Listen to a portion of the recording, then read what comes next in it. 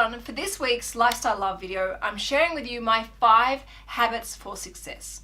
When I honor these rituals, routines, and habits, I find that my week ends up on a high.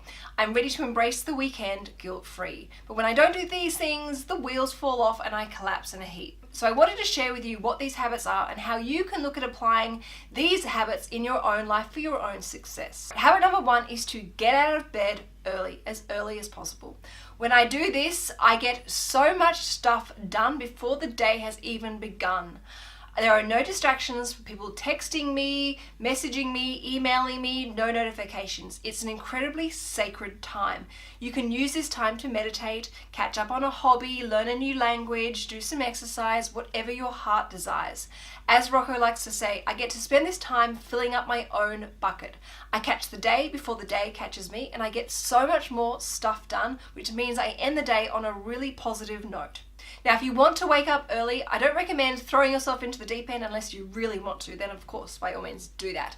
But just set your alarm for 15 minutes earlier and make it earlier and earlier as the weeks go by until you get to that point where you absolutely love your new routine, your new habit, and you would never let anyone take away that sacred special time in the morning because it's your time to do what you want. Habit number 2 is to have an exercise routine. I try and get to the gym at least 3 times per week. Now, I don't overcommit myself or overwhelm myself by trying to tell myself I'm going to exercise 6 or 7 times per week. 3 days is really achievable, and because it's achievable, it's really doable. I check my calendar on Sunday night and lock in my exercise time, so I book those classes to make sure I actually turn up. And the moment I've done that exercise, I've moved those muscles, I've sweated, that is when my energy levels are the best. And then because of that, that is when the best inspiration and ideas come to me. So if you want to do this for yourself, every Sunday night, grab your diary, grab your deadlines, and prioritize some exercise time for yourself. Whether it be going for a walk, heading to the gym, or maybe even going for a swim, do some exercise for yourself, but prioritize it by locking it into your diary, making it part of your routine. Habit number 3 is fasting. I've been using intermittent fasting for almost 4 years now. It gives me so much energy, it gives me so much focus and concentration, which lasts for a really long period of time. Plus, I also save so much time because I'm not eating breakfast and having to clean up after myself. It is something that I have really valued and has given me so many more benefits in my life. Now, if you want to have a go at trying intermittent fasting for yourself, I recommend you have a really early dinner and go to bed early. You want to try and make the most of that fasting time whilst you're sleeping. It makes it so much easier. Then try and push breakfast as late as possible. So instead of having breakfast at 7, have it at 7:30 and then push it out later and later. Before you know it, you'll be fasting for 18 hours and you will actually feel amazing, I promise. Habit number 4 is I reread my goals, I check my Sugar Budget app, and I also check my banking transactions both morning and night. I do this in the comfort of my own bed early in the morning.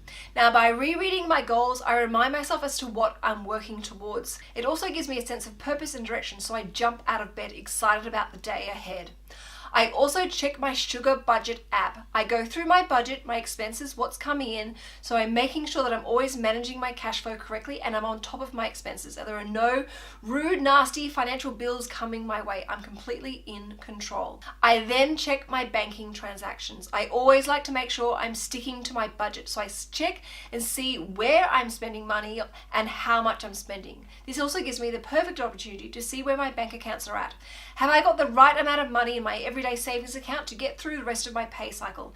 Have I put the right amount of money into my lifestyle account, which is my holiday savings fund? And am I feeling excited about seeing that? And also, am I putting the right amount of money into my financial goal account, which is buying more shares? This gives me a fantastic sense of being in control and excited about becoming financially free and independent. It's incredibly motivating. And of course, make sure you set those defined goals, you review them on a regular basis, and you get excited about setting new ones once the old ones have been achieved. Now, if you want to do this ritual for yourself, I recommend that you download your internet banking app. You also do this ritual in a really comfortable, warm place, like the comfort of your own bed. Also, make sure that you're keeping a note of how you're spending your money and that you have a budget. Of course, I highly recommend the Sugar Budget app, which I created and designed just for you. And then make sure you check your banking transactions so that you know you're sticking to your budget. Because remember, you want to make sure that you're in control of your expenses.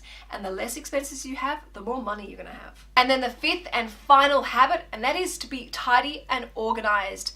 If I walk into my home and there's just stuff everywhere, it's really cluttered and disorganized and dirty and messy, I fall apart. It's a massive trigger for me. So I actually take a conscious effort to try and keep my home as tidy and organized as possible. Now, one trick that I have found really helps and works for me is I follow people on social media who promote their organized, clean, tidy homes. I find it really inspiring. And often when I see a post of a beautifully organized drawer or closet or cupboard, it inspires me to go away and try and create that same look myself. Another great thing that I do is I just try and target one space. So I'll focus on tidying one drawer or one cupboard or one corner of the room, which is a really great way of you incorporating this habit into your own life. Just remember, take it easy, but once you've cleaned and tidied and organized a space in your house, take the moment to stop, take a step back, look at it and admire it and feel really good. This will inspire you to keep going and work on other areas within your home. And it's something I've recently done myself. So now you've heard it, guys. Those are my 5 non-negotiable habits that I incorporate week after week. And they're sacred to me, they're a ritual, and I honor them all the time. It's what helps me be me. And hopefully these habits may help you as well. And I will see you next week for Money Monday. Ciao for now.